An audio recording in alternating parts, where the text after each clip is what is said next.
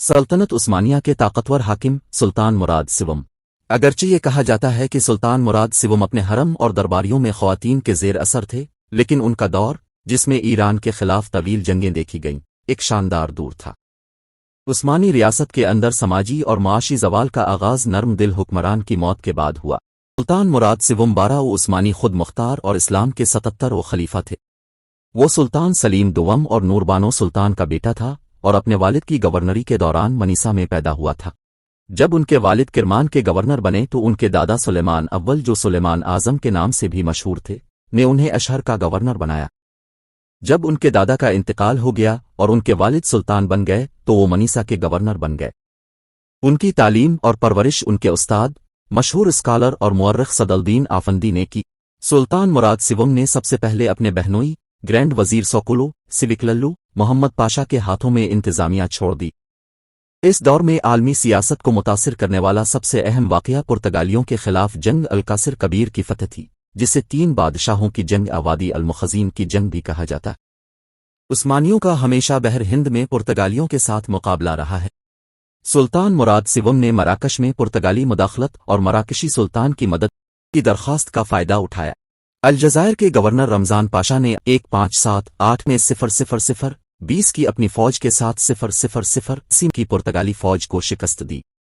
اس جدوجہد میں تاریخ کی سب سے تباہ کن لڑائیوں میں سے ایک 20,000 پرتگالی فوجی مارے گئے اور باقی پرتگالی فوج پکڑ لی گئی یا زخمی ہے کر فرار ہو گئے۔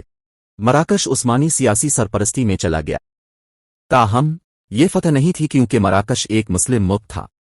مراکشی سلطان نے اپنے ملک میں ایک بڑی اصلاحات کا آغاز کیا اور عثمانی نظام کو ایک مثال کے طور پر استعمال کیا۔ عثمانیوں نے چاڈ میں اتر کر سلطنت بورنو کو سیاسی تحفظ کے تحت لے لیا۔ اس شکست کے بعد ہسپانویوں نے پرتگال پر قبضہ کر لیا۔ پرتگالی ریاست تاریخ کے اسٹیج سے غائب ہو گئی۔ اس سے انگلستان کے لیے تجارتی راستہ کھل گیا۔ عثمانی حکومت نے روایتی دشمن اسپین کے خلاف پرتگالی قوم پرستوں کی حمایت کرنا مناسب سمجھا۔ پرتگال 60 سال کے ہسپانوی قبضے کے بعد تاریخ کے اسٹیج پر دوبارہ نمودار ہوا۔ وینس کے ساتھ تعلقات طویل عرصے سے اچھے تھے۔ سلطان کی بیوی صفیہ وینس کے عظیم خاندانوں میں سے ایک بفاس کی رکن تھی۔ اسے محل میں ایک مسلمان کی حیثیت سے یرغمال بنا کر پالا گیا۔ تاہم الجزائر کے مرحوم گورنر کے خاندان اور دولت کو استنبول لانے والے جہاز کو وینس کے قزاقوں نے پکڑ لیا اور اس میں موجود افراد کو بے دردی سے قتل کر دیا گیا۔ قزاقوں نے اپنے پیچھے ایک بھی گواہ نہیں چھوڑا، لیکن استنبول کو اس واقعے کے بارے میں تمام تفصیلات سے پتہ چلا اور وینس کو سخت دھمکی دی گئی۔ وینس کے باشندے، جنہوں نے گھبرا کر معافی مانگی، نے فوری طور پر مجرموں کو تلاش کیا اور عثمانی سفیر کے سامنے انہیں پھانسی دے دی۔ انہوں نے تمام نقصانات کی تلافی بھی کی۔ اس طرح شاید ایک جنگ جو وینس کو کریٹ کھونے کا سبب بنے گی ٹل گئی۔ 1577 میں پولینڈ اور لیتھوانیا، جو اس وقت روس سے بھی زیادہ اہم ریاستیں تھیں، عثمانی تسلط میں آ گئیں۔ اس طرح عثمانی غلبہ بحیرہ بالٹک تک پھیل گیا۔ وصل ریاستوں نے استنبول کو ٹیکس ادا کیا۔ ان ریاستوں میں بادشاہوں کی تخت نشینی کی تصدیق استنبول نے کی اور ان بادشاہوں نے خارجہ پالیسی میں استنبول کی ہدایات پر عمل کیا۔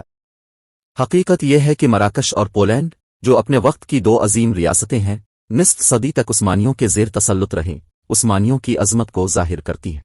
اسی سال عثمانی فوج نے جارجیا پر مارچ کیا، جس پر ایران نے ظلم کیا۔ عثمان پاشا نے 1583 میں شیروان اور داغستان کے درمیان صفوی فوج کو شکست دی۔ اس جنگ کو مشولوہے کی جنگ کہا جاتا ہے کیونکہ یہ رات کے وقت مشل کی روشنی میں ہوئی تھی۔ جارجیا، قفقاز اور داغستان عثمانی تسلط میں آ گئے۔ بحیرہ کیسپین میں ایک شپ یارڈ قائم کیا گیا تھا۔ سلطان مراد سوم نے عثمان پاشا کو محل میں قبول کیا اور ان کی تعریف کی۔ ایرانی جنگوں نے عثمانی مالیات پر بہت زیادہ دباؤ ڈالا تھا۔ فوج کو دی جانے والی تنخواہ کی خریداری کی قیمت میں کمی واقع ہوئی۔ اس کے بعد جینسریوں نے 1589 میں بغاوت کی اور تاریخ میں پہلی بار محل پر چھاپا مارا۔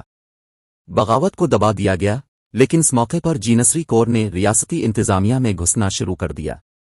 فنکاروں کے ایک گروپ، جنہوں نے 1582 میں شہزادے محمد کے ختنہ کی تقریب میں عظیم صلاحیتوں کا مظاہرہ کیا، جسے ترکی کی تاریخ کی سب سے شاندار تقریب سمجھا جاتا ہے، نے انعام کے طور پر جینسری کور میں داخلہ لینے کی درخواست کی۔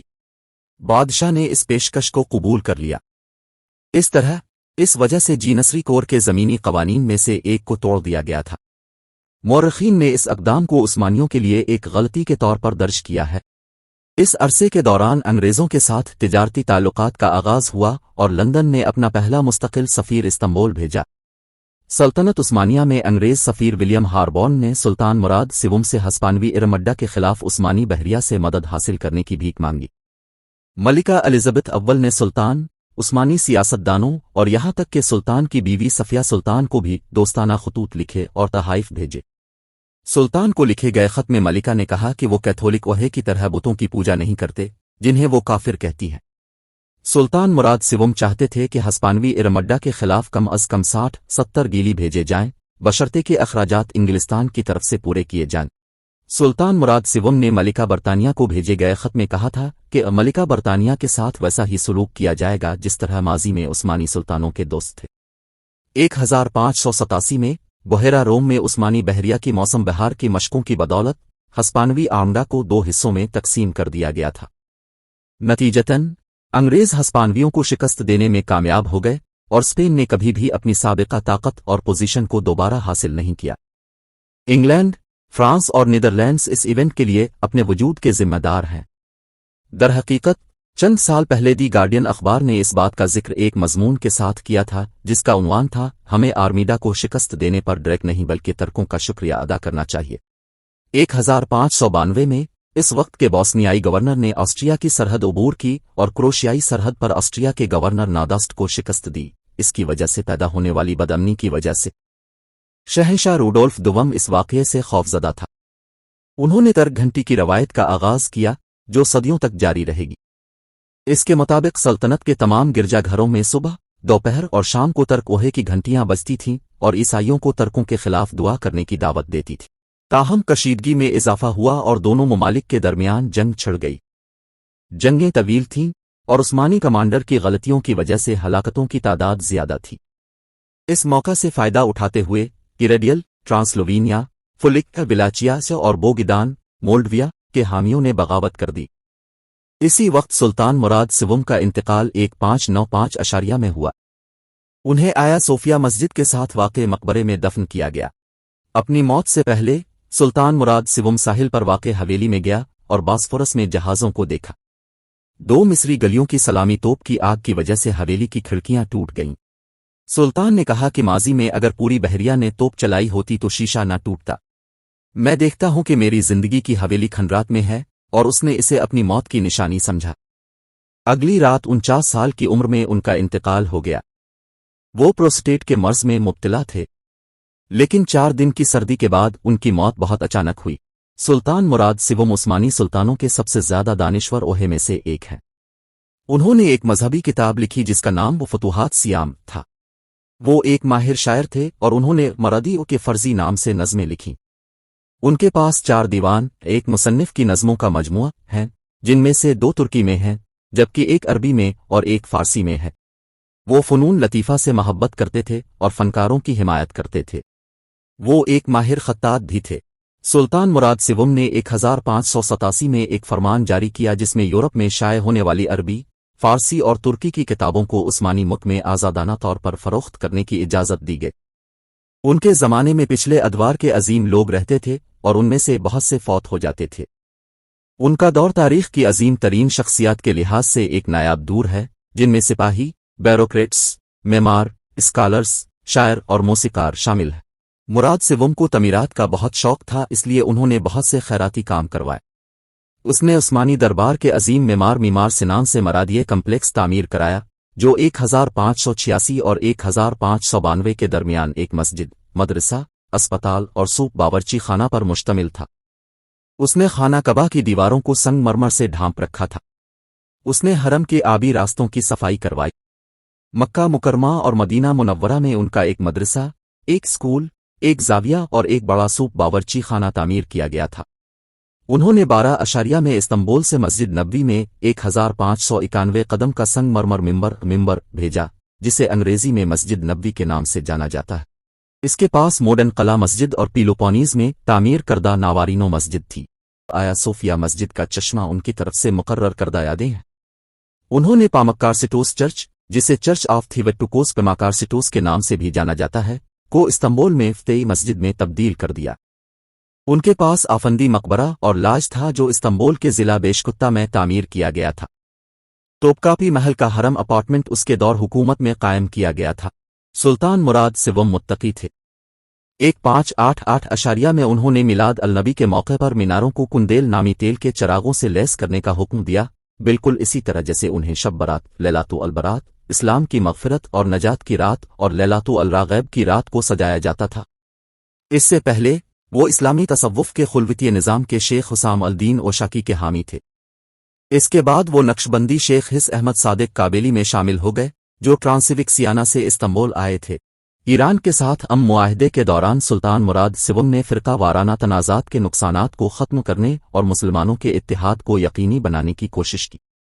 सुल्तान की दरख्वास्त पर शाह ने ईरान में सुन्नी रियाया का एहतराम करने पर इत्तिफ़ाक़ किया और पैगंबर इस्लाम के असहाब की तौहीन से मना किया।